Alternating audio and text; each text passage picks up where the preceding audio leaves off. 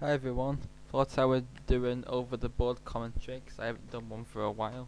This is from quite a recent game played 3 weeks ago.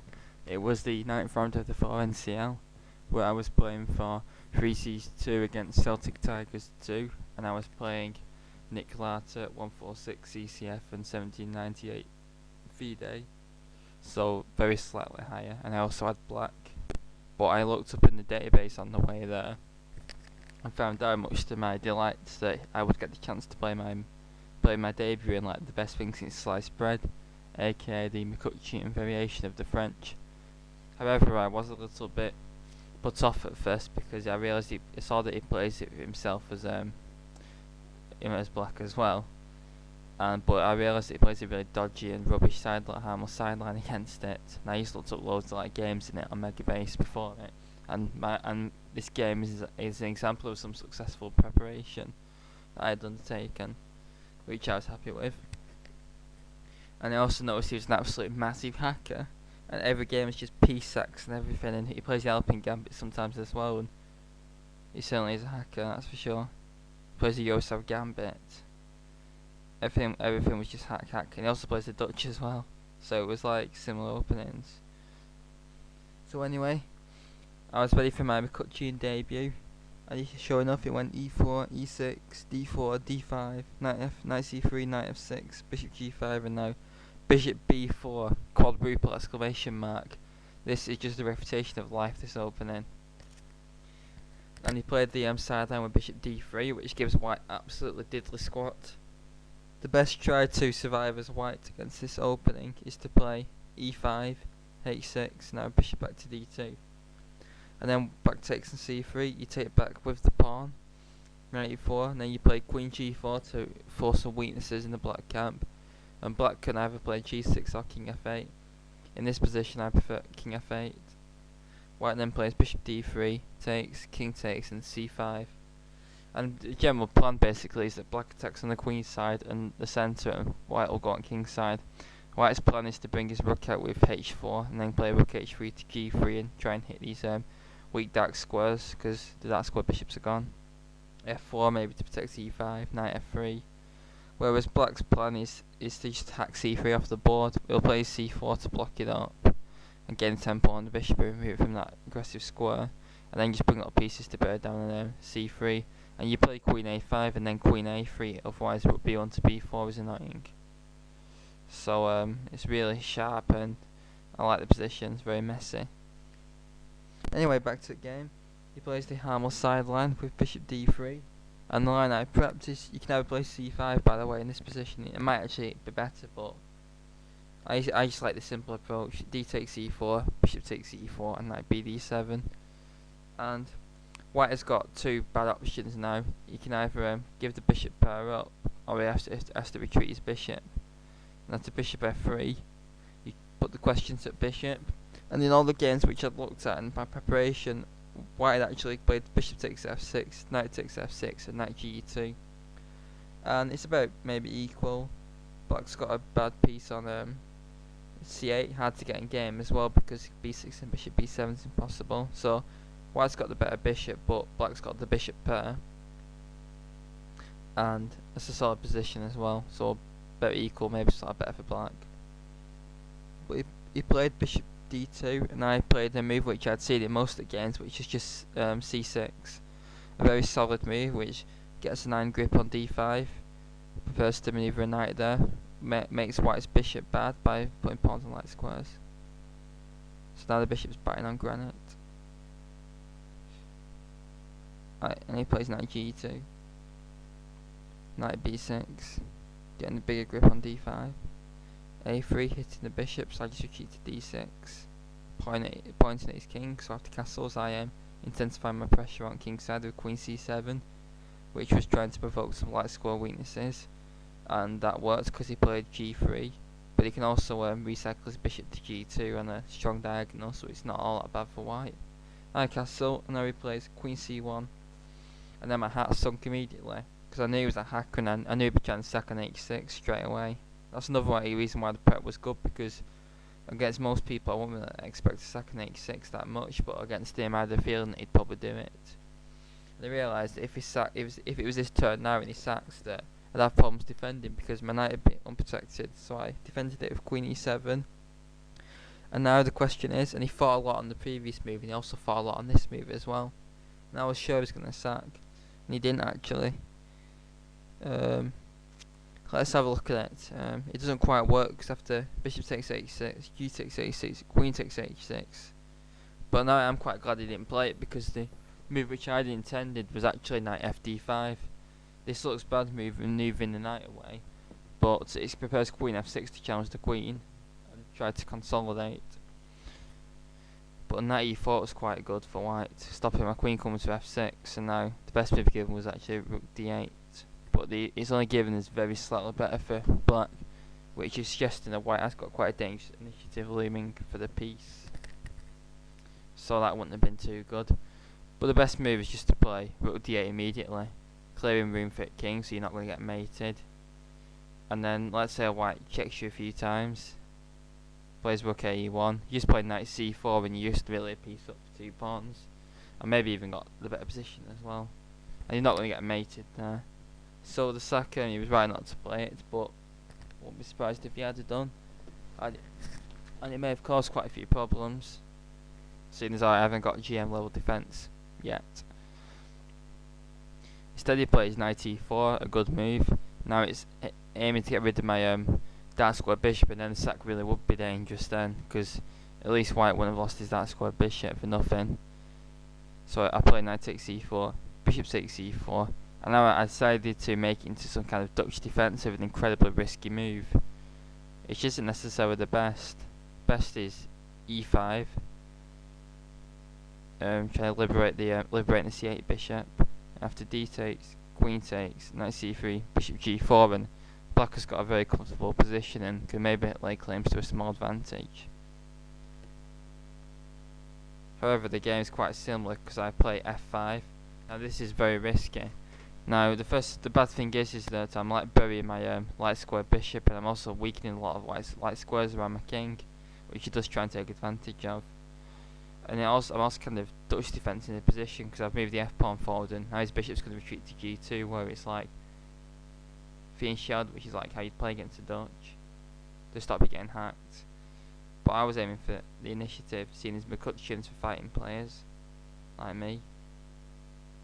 But it does come at some risk and positional cost. Also, when e6 is backward, but I can get rid of that quite easily. In fact, after bishop g2, I knew he's going to play rook e1 and pile up on it, so I just got rid of it immediately with e5. And after d takes e5, bishop takes e5, he now tries to take advantage of these light squares with knight f4.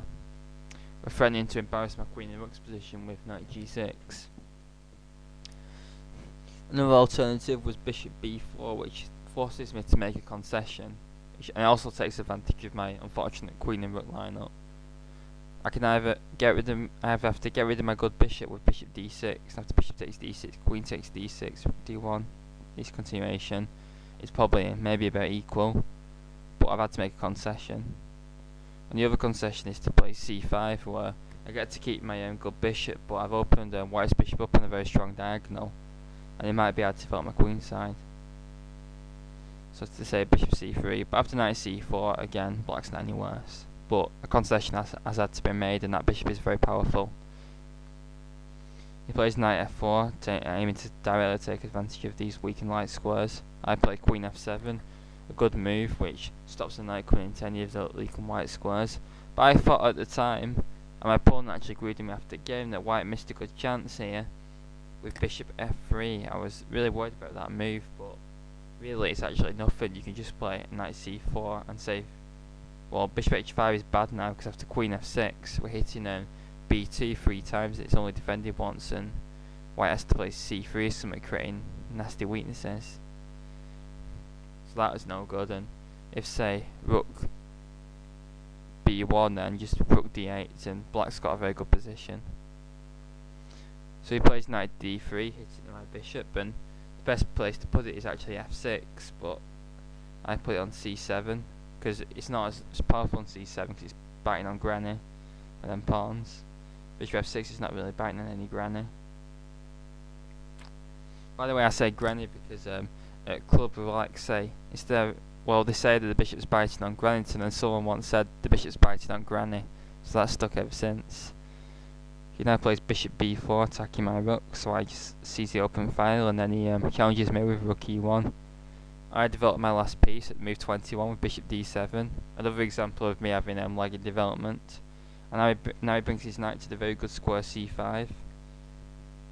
And now, what I can now do is actually play rook takes e1 check, which I did. And now he has two options. Maybe better was bishop takes e1. And now I play bishop c8 and bishop back to c3. And my rook is still in the a8 square, and I'm still undeveloped. And maybe white can lay claims to a small advantage here. But because he takes with the queen, which although it looks more natural, I can actually get my rook into game with rook e8, giving him no time to take on b7. He moves it back to d1, and I now play probably one of my favourite moves of all time. Even though it's like a nothing move, I just really love this move. Just calmly playing bishop c8, protecting b7. Now I've got an open file for my rook, whereas you compare it to the previous position where it's all boxed in. And now I start to get the upper hand. He plays queen d3. And now I come in, I get my own really good knight on c4, also hitting b2. He defends it with his rook. And now I play a risky move, b6, my second risky move in the game, because now c6 is in danger of being weakened. If I have to play c5, then his bishop's going to rake right through my queen side. And then my bishop can't come to b7 or anything like that. But on the other hand, it does dislodge his knight, and he can't quite take on c6, which he said he looked at in post-mortem, because I just go rook d8 and his knight falls next turn. Because his queen can't go anywhere to attack any of my pieces. So knight b3 was forced, and now I play knight e5. And I was actually playing it very quick as well for my standards. So I've seen all these good moves that are like Houdini's top recommendation really quick, which I was happy with. Now the knight's in an even more strong square, and in fact after queen f1 I forced, this position actually isn't really any worse for white, surprisingly. But I forced his queen into absolutely massive passivity now, and I forced a hacker into passivity, and I was really happy with this position. And I thought, now I'll turn all my attention to kingside and start hacking, and I went f4, trying to rip open the f line and some lines towards the white king, and using this pawn as some kind of battering ram. He plays bishop c3, which is a good move, trying to eliminate my knight perhaps. And now I fought for a bit and played actually the best move, which I didn't think was maybe that good at the time. Now f takes g3 is nothing because his queen's opened on mine, and I'm not going to be able to get anything open. I looked at sacking the pawn with knight g4, but couldn't quite see enough compensation. After bishop takes c6, rook f8, queen e2, couldn't really see where my compensation was coming from. Although I do have some after takes, and maybe I can try and get at white's king, but white should just be a pawn up here. Instead I played f3, trying to get the light squares around white's king. He played bishop h3, and now I've followed up with knight g4, trying to get a rook to e2 as well. Another alternative was bishop takes h3, queen takes h3, and now just knight c4. Trying again get a rook into e2, take advantage of this dangerous f3 pawn. And black's better here. I play knight g4, and now my opponent actually gives up his light square bishop. So the bishop, which is supposed to be like really bad in the French and like Dutch, actually becomes a monster after bishop takes g4, bishop takes g4.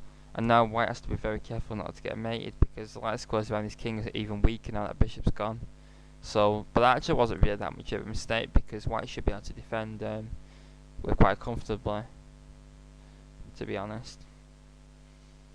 Maybe a better move though was just to challenge the open file, rook e1, and now the best move given actually, which kind of says something, is to take and then just retreat back to b8.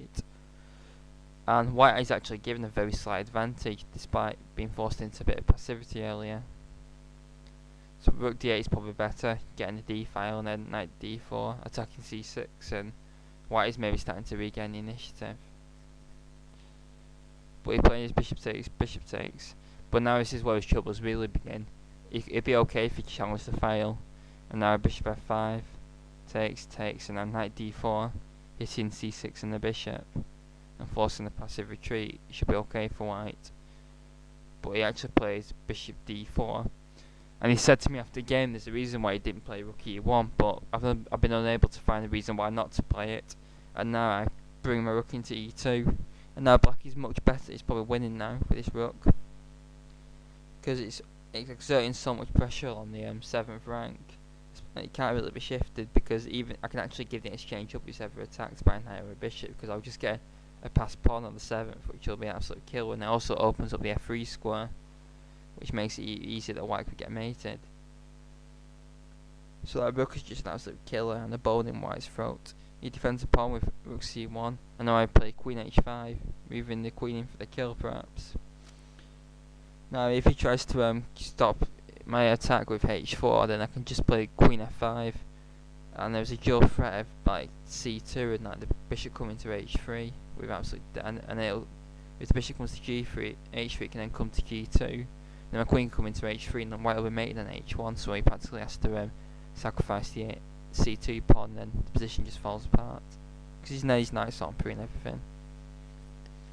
So he plays bishop e3, I play bishop h3.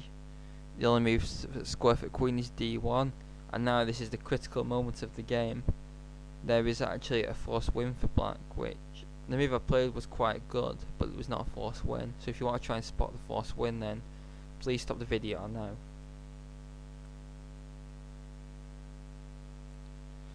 Well, there's a number of new attempts now. One of them which I looked at was the combination rook takes e3. I thought this was a winner. First f takes e3, now bishop takes g3, h takes g3, and bishop g2. And I thought that was a win, but there's two problems with it. Problem number one is that white can just play check, queen h4. But even the bigger problem is you don't even have to do that. I can just play, say, knight d4, because I have to check. There's absolutely nothing there. I thought queen h1 would have been mate, but nothing there. So that doesn't work. Another attempt which I looked at was immediate bishop takes g3. Now the point is that if h takes g3, then there's the deflection tactic. Rook e1 check.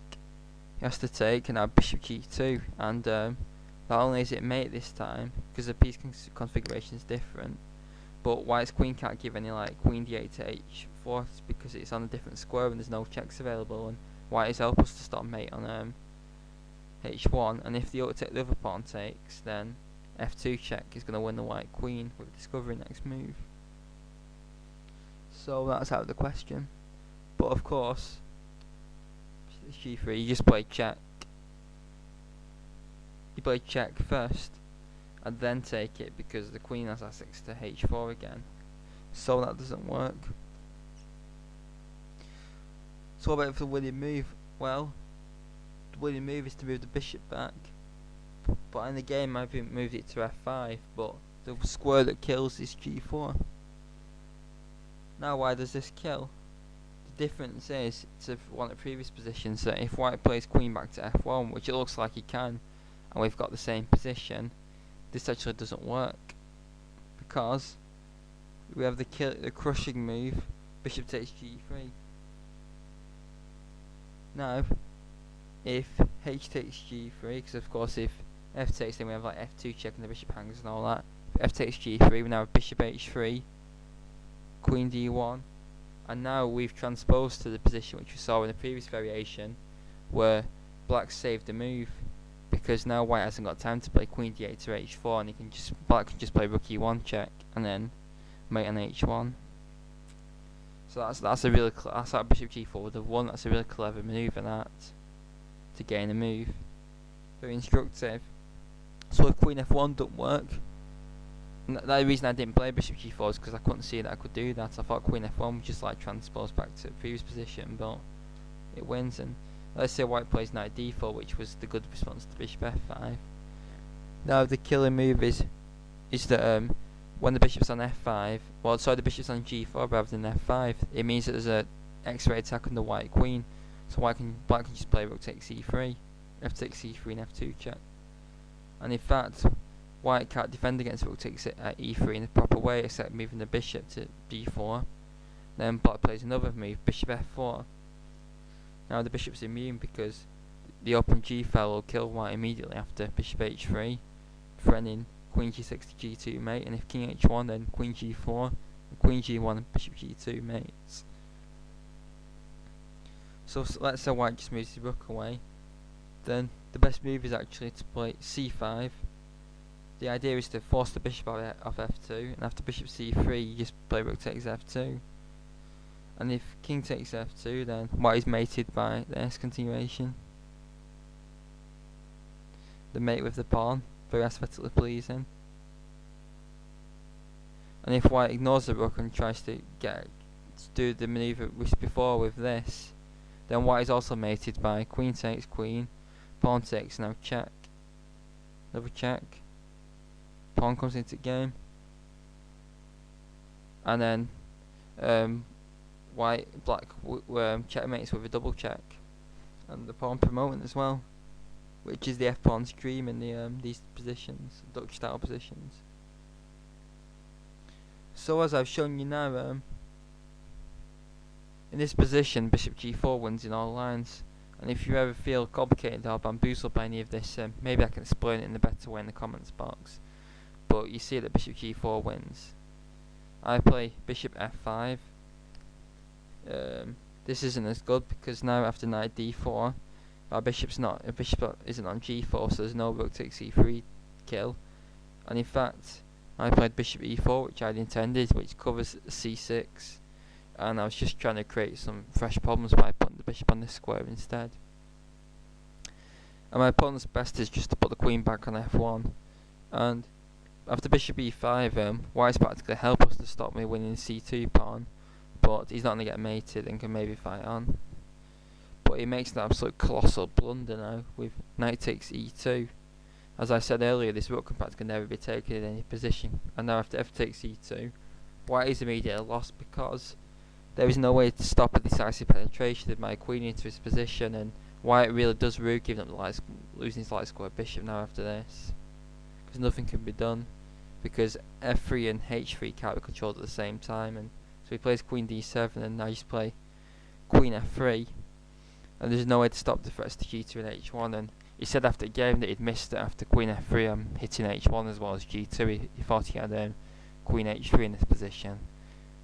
The only way to stop immediate mate was to give the queen up, but after that and also reaching the time control, he actually resigned because he thought he'd have chances of some kind of fortress, but he practically can't do anything, and it's just an easy win, and the queen threw a rook up with a pawn on the 7th, so he resigned. But I thought that was a very nice game and a very good way to start the amazing defence known as the Mcutcheon's debut. Thought there's some nice points and some nice tactics at move 35. And I hope you enjoyed this game as much as I did playing it. I thought this is one of my best games of all time, to be honest. Plenty of good moves played. If only I'd have seen all them tactics though, but I won in the end as well and helped the team to victory. So I hope you enjoyed that game. Please subscribe to the channel, like, share, favourite the videos, follow me on Twitter, everything, you know, all that. And get ready for more epic videos to come this summer. And please leave any comments and thoughts. Thanks very much.